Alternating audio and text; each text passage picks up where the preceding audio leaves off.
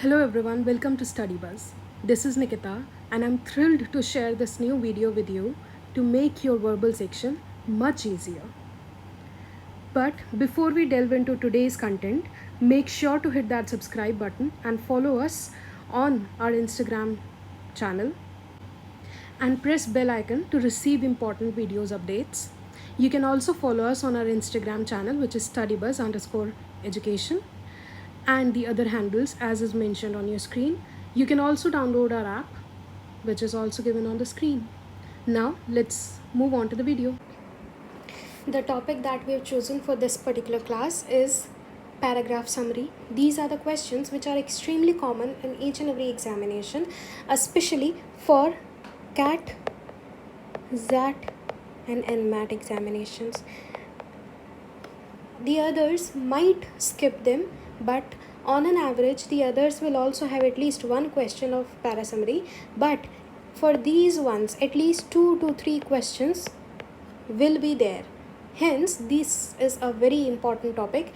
It is going to be very nice part of your verbal section and is going to impact your score very nicely, right? So today we are going to focus on parasummary. So let's talk about the parasummary. What exactly does this topic asks of you, right? So essentially parasummary, these kind of questions, they test your ability to condense a paragraph into a concise and accurate summary, right, which captures all the main points and leaves out extraneous details.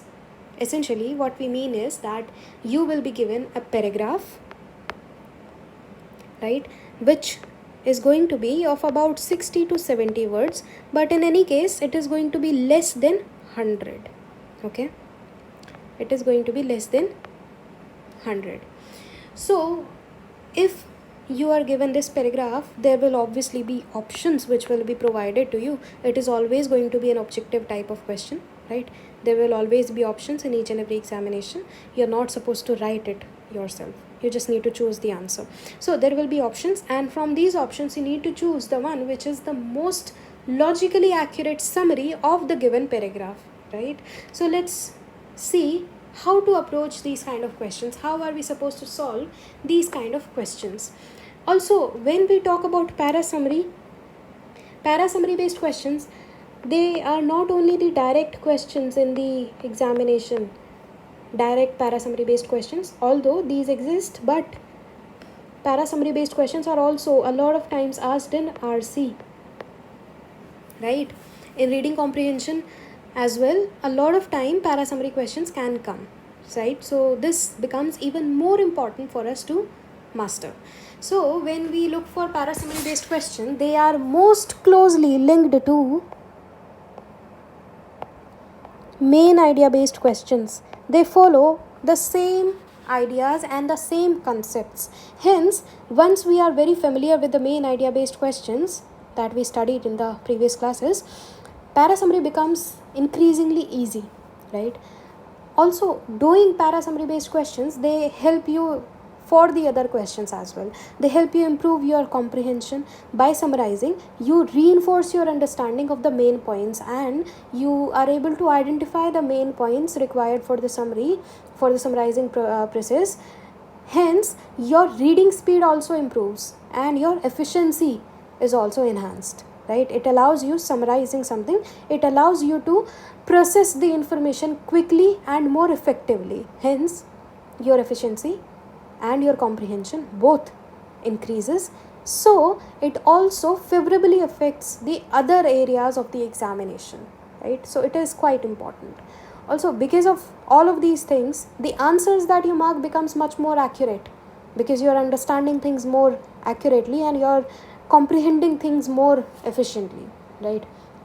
So how exactly are we supposed to approach this? How are we supposed to take these things? So some of the effective strategies that we can use to tackle parasummary questions are, obviously, we need to read the para very carefully. Again, reading the para carefully, that is exactly the same that we can apply for main idea based questions that we used to do. We must first skim and then read thoroughly, right? If you remember this, I would suggest you to go back and also watch the main idea based question video. That is going to be very helpful for this one, right? So essentially we need to read the paragraph carefully. By this, what we mean is we need to read the entire paragraph and understand the main idea and key points, right? We should be able to differentiate between what is the main idea and what is the supporting specific details that is given, right? We need to pay attention to specific linkages and all of those things. We need to be able to differentiate between the information which is provided in the paragraph and understand what is the central theme, what is the central idea, central message, and what is the not required, not so important, not so main general information, right? Then apart from that, initially what we can also do is we can highlight key points.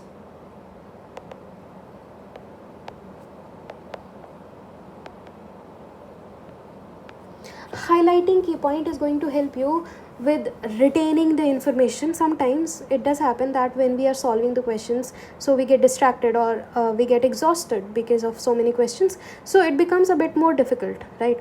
Also, especially when we are just starting our practice, hence it is always advisable to, when you start, to just start highlighting the key points as soon as you come across, so that it becomes easier for you to differentiate between the information. Why? We will talk about it in a bit, right?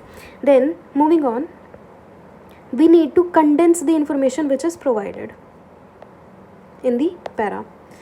What does this mean? This means that we need to combine the key points into a brief and coherent summary. We need to aim for at least like 20%. The summary is going to be at most 20% length of the entire para which was provided to you. It does not need to be more than that. It should not be more than that. Options that you are given are mostly like 1 or 2 sentences long. Hence, we should be able to condense the information which is provided to us.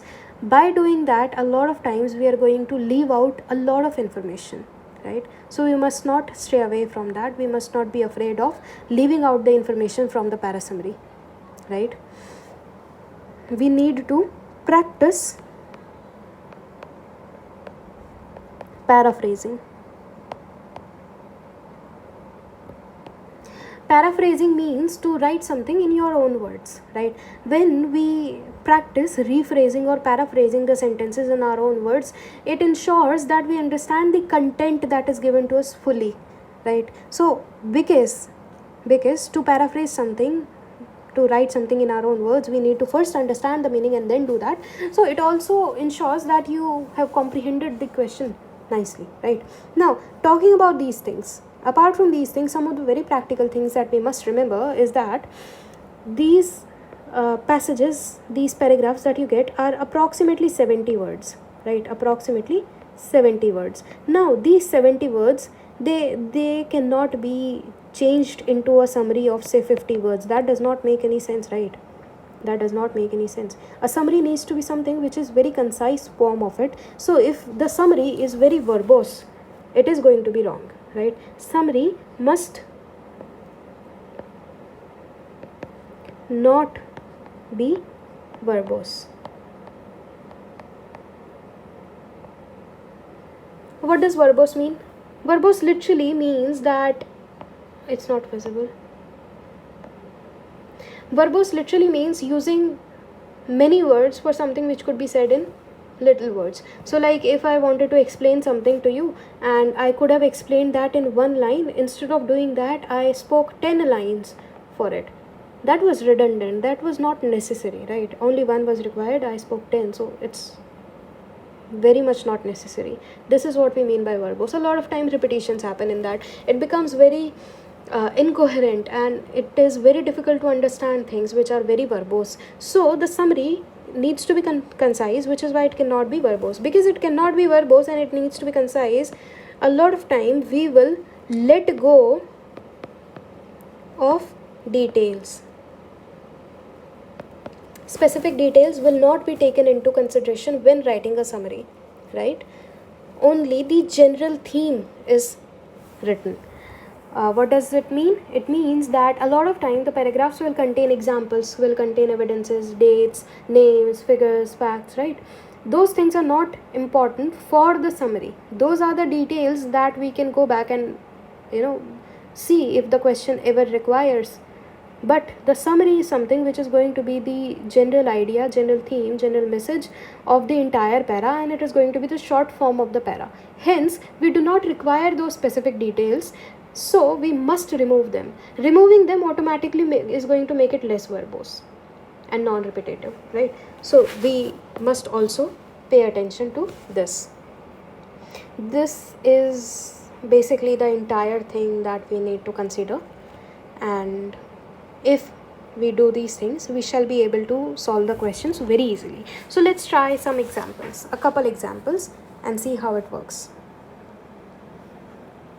Please pause and try to solve this. Right.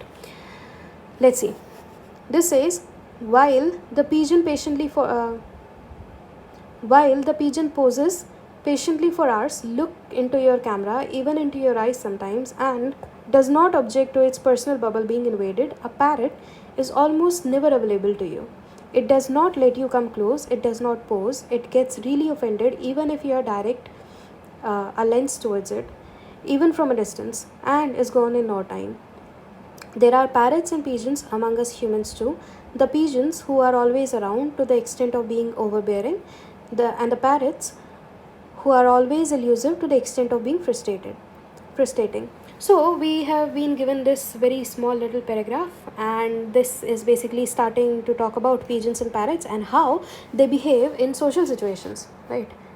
In relations to human. And then we are drawing a parallel with humans, that similar characteristics also exists in some of the humans. This is what the passage says. Entirely the passage is talking about that. So let's look at the options. Option 1 says, pigeons love posing in front of the camera while parrots refuse to do so. Humans too are either parrots or pigeons. They either adore the camera or shy away from it. See, till here it was okay, but here everything became about camera. The comparison that was drawn between humans and pigeons and parrots, it was not about camera. It was about their personality, their social personality, and how they behave socially. It was not about them liking or staying away from the camera. Hence, this is wrong according to the passage. We cannot have this, right? This could not be the answer. Moving on to the next option.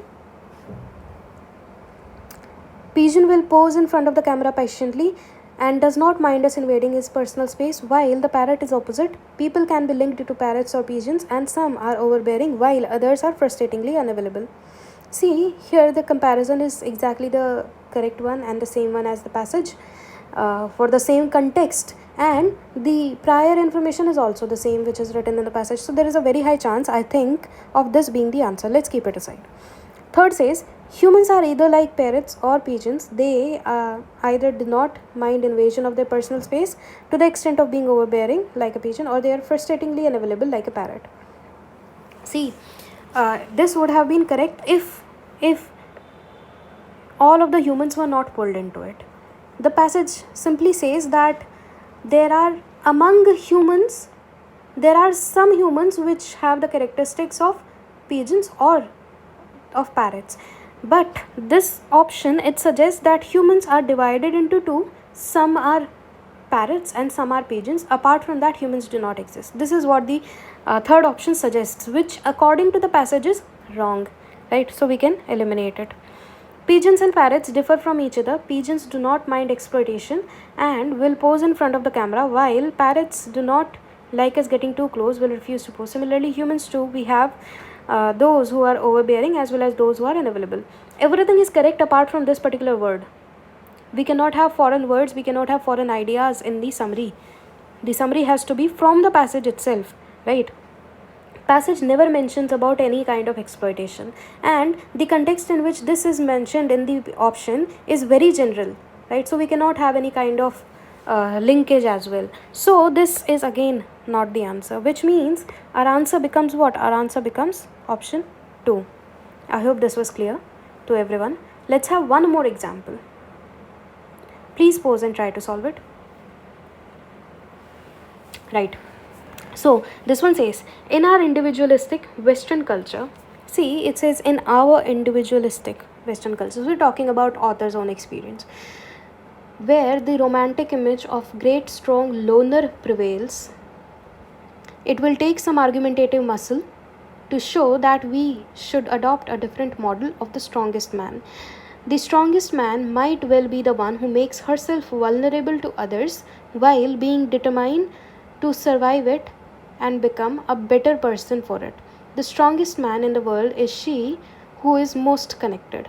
This is what the passage says. We are drawing a comparison again from, not exactly a comparison, but we are looking for a change, an evolution from the individualistic manner, and author suggests that his views are different. They are challenging.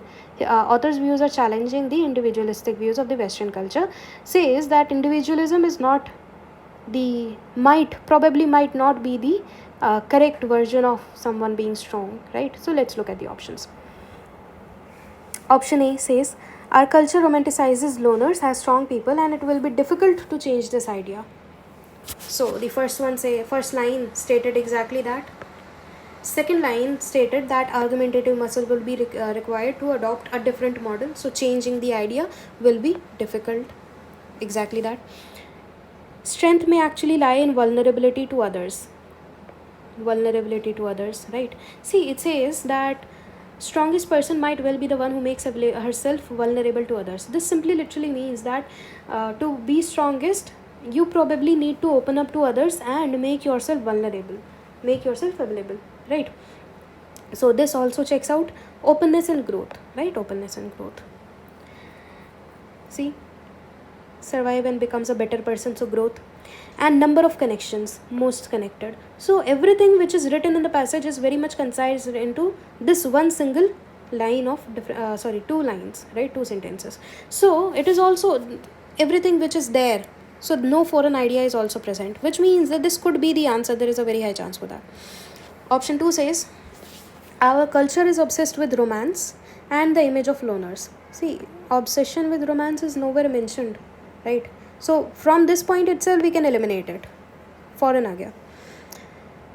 Our culture needs to stop romanticizing loners and realize that the strongest people may actually be those who are extremely vulnerable and weak. See, extremely vulnerable. The context becomes different, right? Vulnerable and weak here. This is not mentioned in the passage, not suggested anywhere. So again, elimination. The culture idea that loners are strong is a fallacy. See, the fallacy is not mentioned anywhere. Truth is that the strongest ones are those who are most vulnerable and open to growth and can connect the dots. See, we are more or less drawing a conclusion here. We are not summarizing it. We are looking for something which is beyond this, something which might be a result of this para, right? So this is again not the summary, but probably a conclusion which we are not looking for. Hence the answer becomes what? Answer becomes option 1. Hope this was good. All the best. See you next time.